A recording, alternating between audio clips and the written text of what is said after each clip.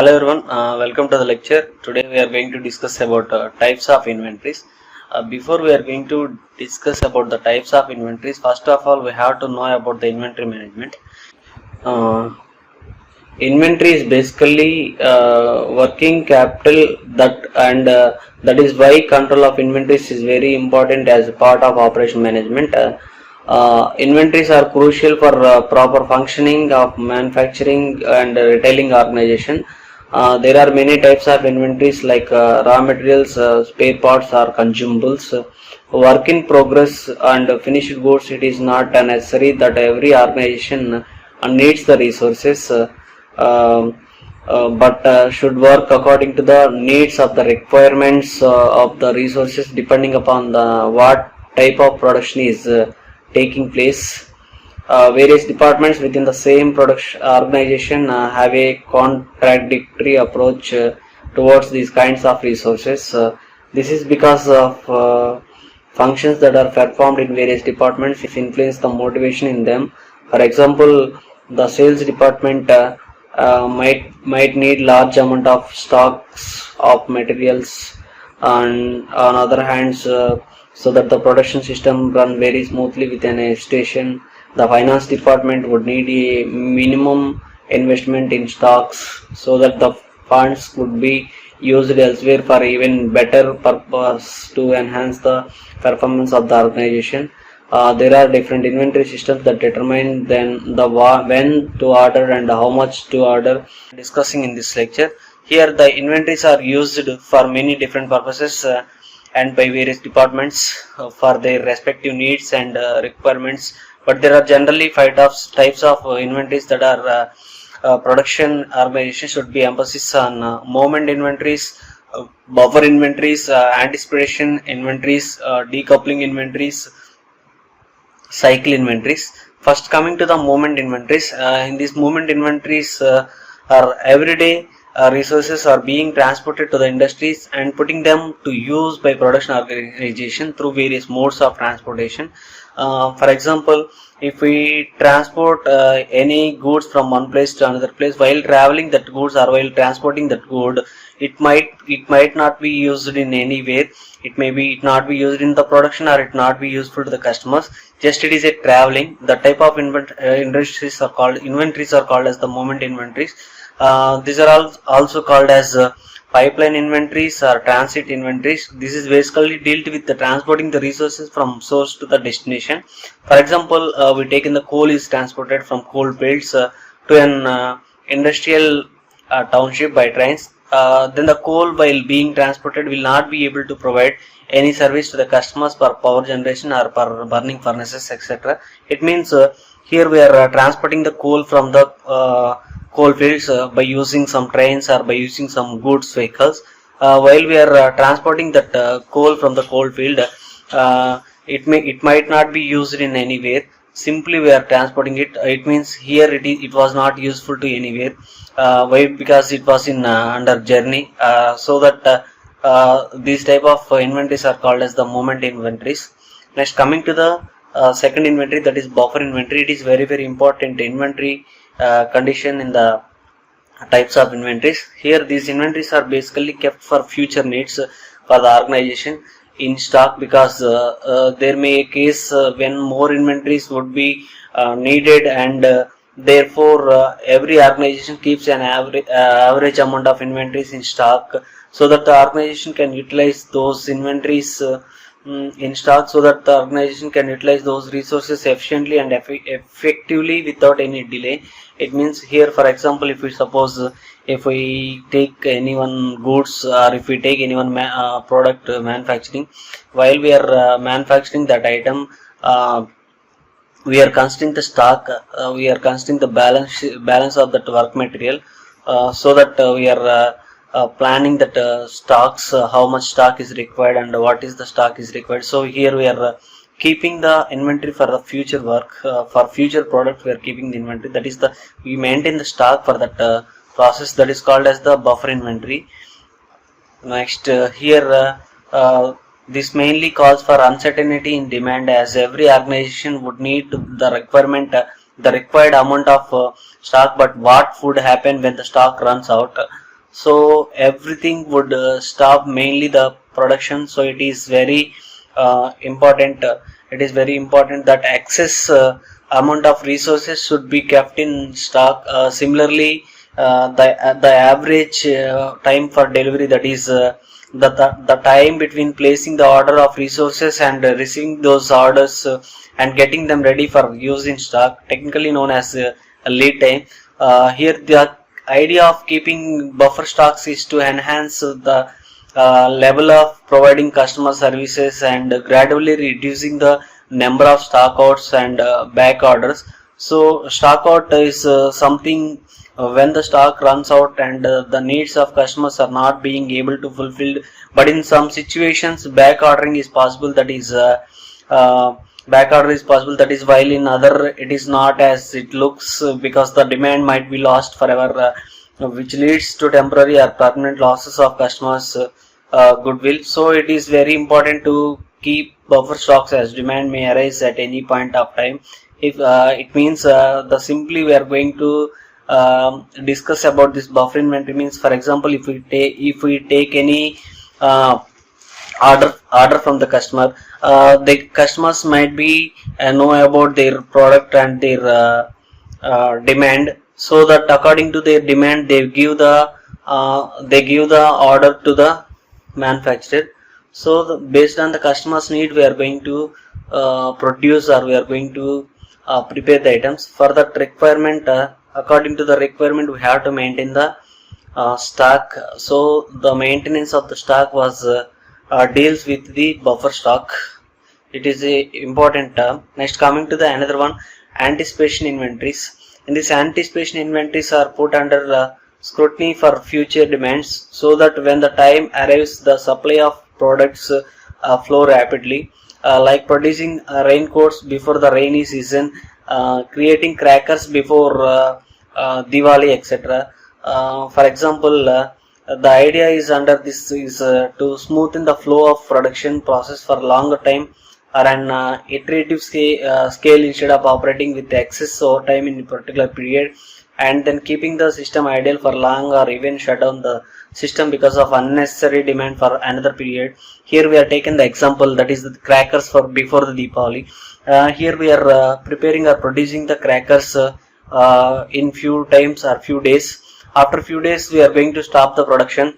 Why? Because the enough stock was prepared by the duration, so that according to that demand we are going to produce. If suppose, for example, if daily we are preparing the crackers, 365 days we prepare the crackers, or we develop a crackers, means that much sales we didn't get. That's the reason we are going to lose our production, or we are going to lose our reputation. For example, another example, if suppose we take the raincoats, the raincoats we are producing in a monsoon season or rainy season. According to the rain season, we are going to prepare, or we are going to develop a raincoats, and after producing the raincoats, we are going to stop our production, or we are going to shut down our industry for few days. And another example also, juice industries we taken. Some juice manufacturers, they produce their juices in summer, then after summer they are going to reduce their production, and sometimes they are going to stop their production. So these are all coming under this anticipation inventories. Okay. Next, decoupling inventories. This type of inventories deals with the work rate of different machines and people, because normally machines work at different rates, some slower and some faster. Here, for example, a machine might be producing half the output of the machines on which the item being handled is to be processed. The next, here we are taking the production rate, or we are considering the production handling system. So according to that machine capacity, according to that production capacity, we are going to maintain the inventory, that is called as the decoupling inventory. And then coming to the decoupling inventory, here inventories in between the various machines are held in order to disengaging the processing on those machines. In absence of those inventories, different machines and people cannot work on a continuous basis. Clearly, therefore, the decoupling inventories act as shock absorbers and have a cushion effect in the face of varying work rates and missions before machinings breakdown and failures and so on. Okay, then the coming to the last one, that is the cycle inventory. The cycle inventory is are those when purchases in lost instead of in exact amount of stock need in a specific point of time, but as if all purchases are made as per the exact requirement of stock, there would be no cycle inventories. But then the cost is getting these stocks would be much higher as per the customer's need and requirements. They are also called lot size inventories, and larger the lot size inventories, that greater would be the level of cycle inventories. Next here, it is very important, and it is topmost priority of deciding about the inventories in a production organization, as this would decide the future and present performance of the company. In any production organization, deciding the inventories according to the needs and requirements of it is very important.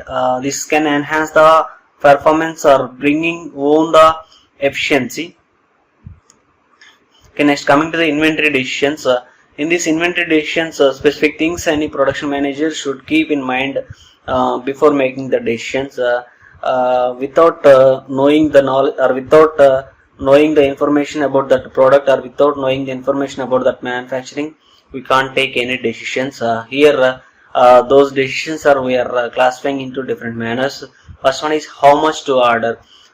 First, if suppose this is decided by the manager as to how much quantity to order for optimal performance and effective utilization of resources. Here, for example, if we are going to produce any one book, or if we are going to produce any one pen, according to that requirement, we are going to procure the raw material, and we are going to procure the basic needs, and we are going to arrange the resources for that item or for that production. So here, if suppose if we don't have the idea, or if we don't have the knowledge about that product, at the time we are going to face more problems. So that the reason the decision of that quantity requirement is a important term in this inventory decision. Then the when to order, it is also we have one important factor while making the decisions.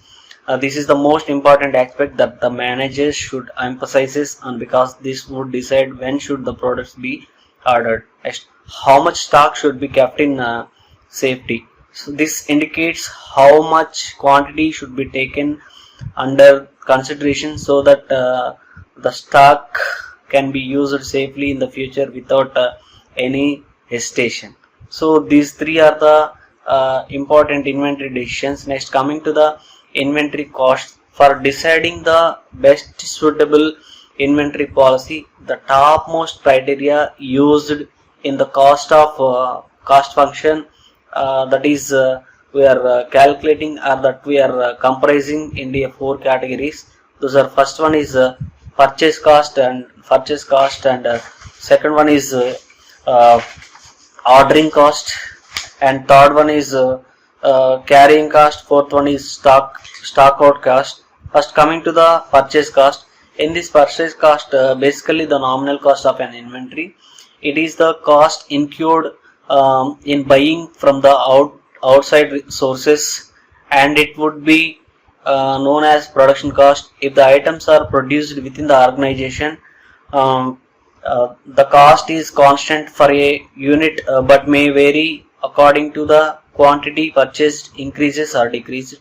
So here this is the initial cost. This is the initial cost. While we are purchasing the item, the cost of the process or the cost of the production may be varied. If suppose we are going to procure a raw material according to the system, or according to the demand, the cost may be varied.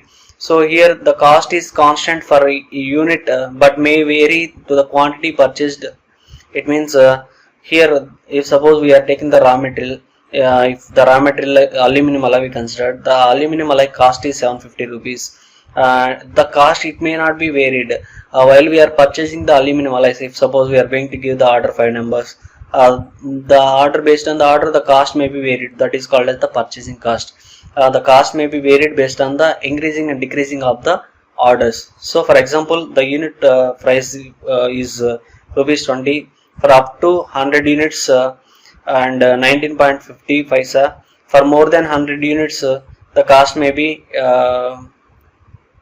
varied. If here it means the company or the manufacturer they fixed the cost of that item.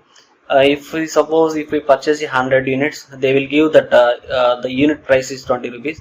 If we are giving the order more than 100, means they will reduce the price and they will give that the price is 19.5 rupees. It means 19.50 paisa. It means they will give 50 paisa discount for each item.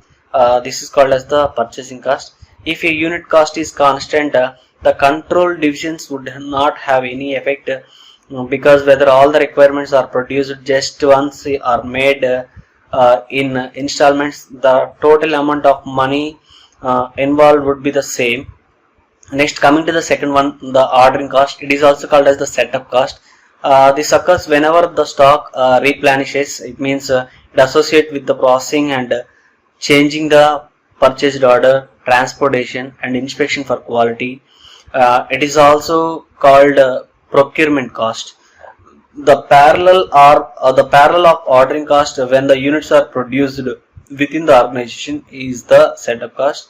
So it refers to cost incurred in relation to developing production schedules. The ordering cost and the setup costs are taken to be independent to the order size. So the unit ordering or setup cost decreases as the purchase order, it may be increased. Next, coming to the third one, carrying cost. In this, carrying cost is also known as the holding cost, and it refers to the cost that is associated with the storing an item in the inventory. It is proportional to the amount of inventory and the time taken to hold that inventory. The elements of carrying cost include opportunity cost, obsolescence cost, deterioration cost. The carrying cost is expressed in terms of rate per unit or as a percentage of the inventory value. Next, coming to the last one, stock out cost. In the stock out cost is the cost which incurs when customers are not being served. These costs imply shortage if stock but it is internal. That means that some production is lost internally, also resulting in ideal time. For man and machines, if stocks out were external, it would result in potential sales or loss of customers' goodwill. When the new shipment arrives, a customer who was denied earlier would be immediately supplied the goods, but it would involve costs like packing costs and shipping costs. These are the inventory costs.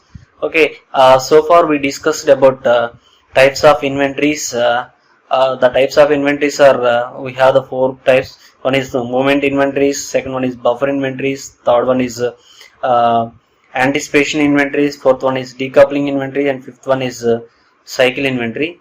As well as we discussed about the inventory costs.